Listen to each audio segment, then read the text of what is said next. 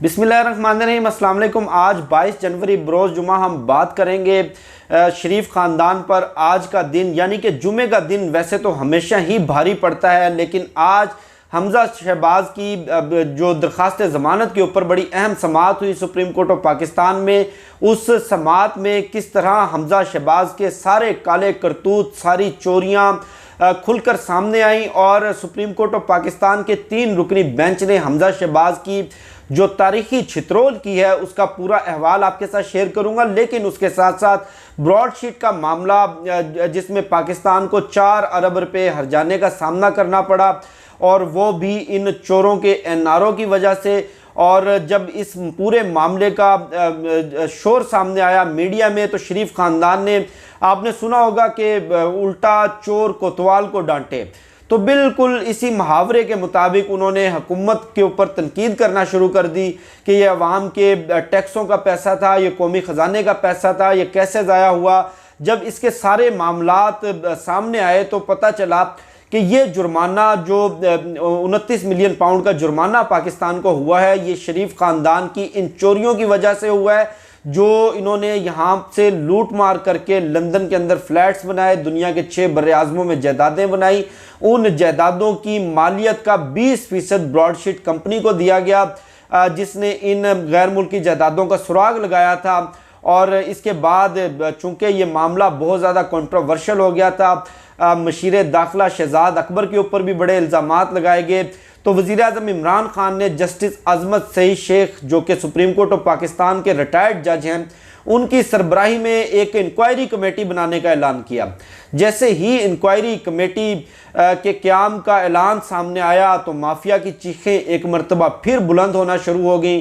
कल मरियम औरंगज़ेब ने भी प्रेस कॉन्फ्रेंस की कि अज़मत सईद तो खुद नैब के प्रोसिक्यूटर रहे हैं, ये तो खुद इस मामले में फ़रीक हैं, ये कैसे इंक्वायरी कमेटी के सरबराह बन सकते हैं।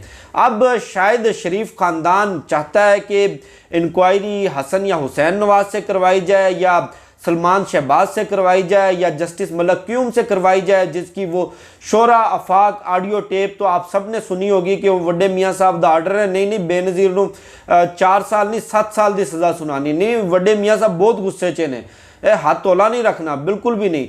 तुसी 7 साल की सज़ा सुनाओ तो जुर्माना भी करो, तो नाल ता हयात नायल भी करो। ये शहबाज शरीफ साहब अहकामात देते थे जस्टिस मलक क्यूम को, जो उस वक्त हाई कोर्ट के जज थे, या जस्टिस इफ्तिखार चौधरी से ये करवाना चाहते हैं।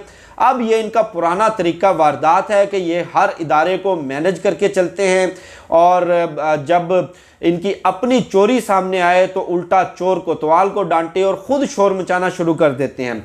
अब बिल्कुल इसी तरह हमज़ा शहबाज के मामले में भी एक दरख्वास्त ज़मानत दायर की गई सुप्रीम कोर्ट ऑफ पाकिस्तान में कि हमज़ा शहबाज पौने 2 साल से जेल में बंद है, उसके साथ बड़ा जुल्म हो रहा है, बड़ी ज़्यादती हो रही है, हमज़ा शहबाज को ज़मानत दी जाए। इससे कबल हमज़ा शहबाज की लाहौर हाई कोर्ट में जस्टिस मुज़ाहिर अली नकवी की सरबराही में 2 रुकनी बेंच ने मेरिट के ऊपर दरख्वास्त ज़मानत खारिज की थी।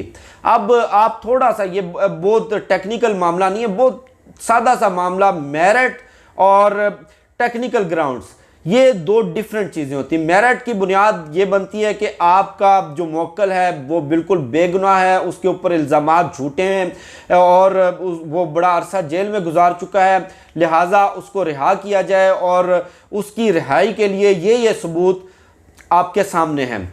अब जस्टिस मुज़ाहिर अली नकवी की अदालत में मेरिट के ऊपर दरख्वास्त ज़मानत दायर की गई थी कि हमज़ा शहबाज बिल्कुल मासूम है, बिल्कुल बेगुनाह है, उन्होंने तो कौम की बड़ी खिदमत की, कौम का अरबों रुपया बचाया, कौम के बच्चों का मुस्तकबिल संवारा। जब इनके सारे शर्मनाक करतूत, इनकी सारी चोरियों के दस्तावेजी सबूत, बैंक ट्रांजैक्शंस, गवाहियाँ और सारा कुछ जब अदालत के सामने गया तो अदालत खुद हैरान हो गई, और जस्टिस मुज़ाहिर अली नकवी ने हमज़ा शहबाज की ना सिर्फ दरख्वास्त ज़मानत खारिज की, बल्कि 47 सफ़ात पर मबनी एक फ़ैसला भी लिखा, और उस फैसले में हमज़ा शहबाज के सारे काले करतूतों का जिक्र किया गया कि किस तरह इन्होंने पाकिस्तानी कौम को लूटा, किस तरह इस गरीब कौम का खून चूसा, किस तरह इन्होंने लूटमार की, किस तरह इन्होंने चोरियां की, किस तरह इन्होंने दुनिया के 6 बर्रे-आज़मों में जायदादें बनाई। ये सारी तफसीलात उस 47 सफ़ात पर मबनी फ़ैसले में लिखी हुई हैं। अब जब सुप्रीम कोर्ट या हाई कोर्ट में नैब के खिलाफ कोई रिमार्क सामने आते हैं या कोई इस तरह की बात सामने आती है, तब तो ये नाच नाच के घुंघरू तोड़ देते हैं और बड़ा शोर मचाते हैं। देखें जी, नैब के बारे में तो सुप्रीम कोर्ट के फलां जज ने भी ये कह दिया, देखें जी नैब के बारे में तो फलां हाई कोर्ट ने ये लिख दिया। लेकिन जब इनके अपने काले करतूत, जब इनकी अपनी करप्शन की शर्मनाक दास्तानें सामने आए, तो तब ये खामोशी बिल्कुल तारी कर लेते हैं अपने ऊपर और इनके मुंह से उफ तक नहीं निकलती। अब जस्टिस मुशीर आलम की सरबराही में 3 रुकनी बेंच ने सुप्रीम कोर्ट ऑफ पाकिस्तान में इस केस की समाअत की। इससे जो पहली समाअत थी उसका अहवाल भी मैंने आपके साथ शेयर किया था, जहां जस्टिस मुशीर आलम ने इस्तफसार किया कि आप पहले ये बताएं कि आपकी ये दरख्वास्त ज़मानत किन ग्राउंड्स पर है। आया मेरिट के ग्राउंड पर है तो आप मेरिट के ऊपर दलाइल दें। लेकिन एक चीज़ याद रखिएगा कि हमारे सामने जो रिपोर्ट आई है, हमारे सामने जो हकाइक आए हैं, वो इंतहा शर्मनाक हैं। सारे काले करतूत हमजा शहबाज के हमारे सामने आ चुके हैं और ठोस शवाहद हमारे पास मौजूद हैं।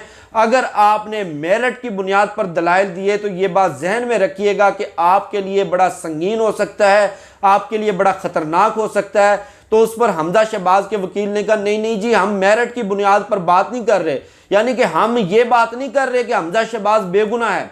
हम तो ये अपील करना चाहते हैं कि हमजा शहबाज 2.25 साल से जेल में है और चूंकि आपके पास शर्मनाक सबूत तो हमजा शहबाज के आ चुके हैं, उसके बावजूद चूंकि बड़ा अरसा वो जेल में गुजार चुके हैं, उनका ट्रायल बड़ा स्लो चल रहा है। इनके केस के अंदर 110 गवाहान हैं। उन 110 गवाहान में से अब तक सिर्फ 5 गवाहान की गवाही रिकॉर्ड की जा चुकी है। लिहाजा हमजा शहबाज को इंसानी हमदर्दी की बुनियाद पर ज़मानत दी जाए और उनको टेक्निकल ग्राउंड्स के ऊपर ज़मानत दी जाए, क्योंकि वो काफ़ी अरसा जेल में गुजार चुके हैं। उस पर सुप्रीम कोर्ट ऑफ पाकिस्तान ने कहा कि चलें हम नैब अदालत से रिपोर्ट तलब कर लेते हैं, नैब अदालत हमें बता देगी कि ट्रायल क्यों सुस्त रवि का शिकार है, क्यों इसकी रोज़ाना की बुनियाद के ऊपर वो समाअत नहीं कर रहे, क्यों ये जो केस हमजा शहबाज के ख़िलाफ़ करप्शन का चल रहा है उसके ऊपर जल्द से जल्द फैसला सुनाया जा रहा है। आज वो एहतसाब अदालत की रिपोर्ट भी अदालत के सामने आ गई और जब ये समाअत शुरू हुई उसी 3 रुकनी बेंच के सामने आज़म नज़ीर तारड़ साहब और अमजद परवेज़ एडवोकेट। अब आप इन वकला का नाम भी याद रखें कि हर माफिया, हर चोर, हर ठग, हर कौमी मुजरिम के लिए वकालत करने यही वकील पहुंच जाते हैं। अब गालबन या इनका कोई महाना लगा हुआ है या इनको बड़ी बड़ी फीसें मिलती हैं या इनका अपना कोई गठजोड़ है। जब अदालत के सामने ये पूरा मामला गया तो हमजा शहबाज के वकील ने कहा कि जनाब हम मेरिट की बुनियाद पर नहीं, हम टेक्निकल ग्राउंड्स के ऊपर दरख्वास्त ज़मानत की समाअत करवाने के लिए आए। अब ये जो दरख्वास्त ज़मानत थी हमजा शहबाज की, ये 6 महीने से पेंडिंग थी सुप्रीम कोर्ट ऑफ पाकिस्तान में और 6 महीने से इन्होंने अपनी दरख्वास्त ज़मानत जो पेंडिंग रखी हुई थी हमजा शहबाज ने, वो समाअत के लिए नहीं लगवाई। अब जाकर समाअत के लिए लगवाई तो उन्होंने कहा कि जनाब हम ये टेक्निकल ग्राउंड्स के ऊपर दरख्वास्त ज़मानत की समाअत की दरख्वास्त लेकर आए हैं आपके सामने। 2.25 साल हो गए हैं हमारे मुलजिम को जेल में बंद हुए और उसके खिलाफ 7 अरब रुपए की करप्शन का रेफरेंस था, जो कि फाइनल होते होते नैब ने 53 करोड़ की करप्शन का रेफरेंस फाइल किया। हमारे लिए बड़ी खुशी की बात है कि उनके ऊपर थोड़ी करप्शन का इल्ज़ाम लगाया गया। अब आप ज़रा इनकी खुशी का आलम देखिए कि थोड़ी करप्शन इनके लिए खुशी की बात है और 53 करोड़ कौमी ख़जाने से लूटना इनके लिए कोई मानी नहीं रखता। सुप्रीम कोर्ट ऑफ पाकिस्तान ने कहा 3 रुकनी बेंच ने कि जनाब आप ये जो दरख्वास्त ज़मानत लेकर आए हैं, क्या आपने जो हाई कोर्ट में दरख्वास्त ज़मानत फ़ाइल की थी वो मेरिट की बुनियाद पर थी या वो टेक्निकल ग्राउंड्स पे थी। अब होता यह है कि आप सुप्रीम कोर्ट ऑफ पाकिस्तान में उन्हीं ग्राउंड्स के ऊपर दरख्वास्त ज़मानत फाइल करते हैं जिस ग्राउंड पर उससे निचली अदालत में कर चुके हों। यानी कि अगर हाई कोर्ट में टेक्निकल ग्राउंड पर है तो सुप्रीम कोर्ट में भी आपकी दरख्वास्त टेक्निकल ग्राउंड पर जाएगी। अगर हाई कोर्ट में मेरिट की बुनियाद पर है तो सुप्रीम कोर्ट में भी मेरिट की बुनियाद पर जाएगी।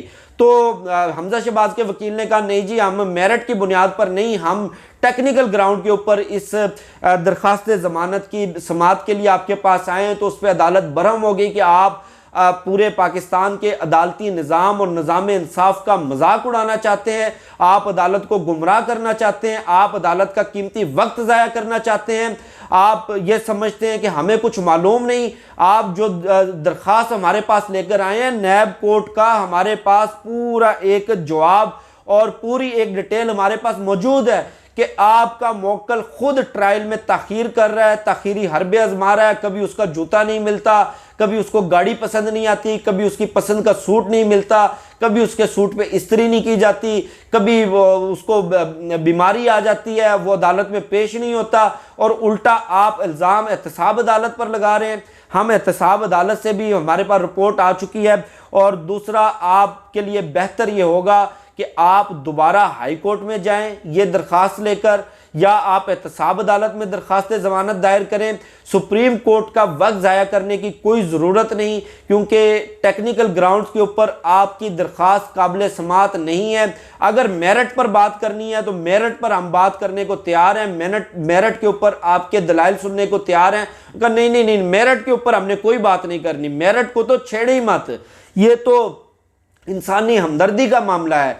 जब उन्होंने देखा कि सुप्रीम कोर्ट में इनके दाव पेच, इनकी चालबाजियां नहीं चल रही, सुप्रीम कोर्ट से इनके सारे शर्मनाक करतूत सामने आ सकते हैं, तो उन्होंने खुद अपनी दरख्वास्त ज़मानत वापस ले ली कि जनाब ये दरख्वास्त हमें ज़रा वापस कर दें, आपने मेरिट नहीं छेड़ना, आपने शर्मनाक करतूत नहीं सामने लाने, आप दरख्वास्त ज़मानत वापस कर दें, हमें ये ज़मानत नहीं चाहिए। ये बिल्कुल उसी तरह किया जिस तरह शहबाज शरीफ ने अपनी दरख्वास्त ज़मानत वापस ली। ये थे इनके सारे काले करतूत जो मैंने आपके साथ शेयर किए। मुझे शफकत अली को दीजिए इजाज़त, इंशाल्लाह फिर नेक्स्ट वीडियो में मुलाकात होगी। पाकिस्तान जिंदाबाद।